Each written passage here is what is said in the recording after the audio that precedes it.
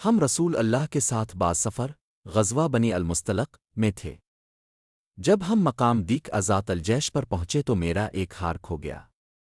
رسول اللہ اس کی تلاش میں وہیں ٹھہر گئے اور لوگ بھی اب کے ساتھ ٹھہر گئے، لیکن وہاں پانی کہیں قریب میں نہ تھا۔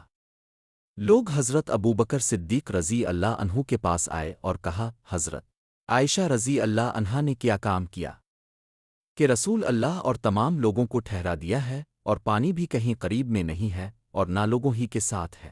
پھر ابوبکر صدیق رضی اللہ عنہ تشریف لائے۔ رسول اللہ اپنا سر مبارک میری ران پر رکھے ہوئے سو رہے تھے۔ فرمانے لگے کہ تم نے رسول اللہ اور تمام لوگوں کو روک لیا، حالانکہ قریب میں کہیں پانی بھی نہیں ہے اور نہ لوگوں کے پاس ہے۔ حضرت عائشہ رضی اللہ عنہا کہتی ہیں کہ والد ماجد رضی اللہ عنہ مجھ پر بہت خفا ہوئے اور اللہ نے جو چاہا انہوں نے مجھے کہا اور اپنے ہاتھ سے میری کوکھ میں کچوکے لگائے۔ رسول اللہ کا سر مبارک میری ران پر تھا، اس وجہ سے میں حرکت بھی نہیں کر سکتی تھی۔ رسول اللہ جب صبح کے وقت اٹھے تو پانی کا پتہ تک نہ تھا۔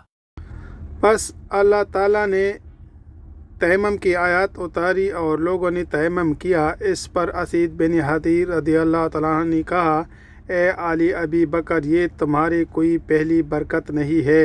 عائشہ رضی اللہ تعالیٰ عنہا نے فرمایا، پھر ہم نے اس اونٹ کو ہٹایا جس پر میں سوار تھی، تو ہار اسی کے نیچے مل گیا۔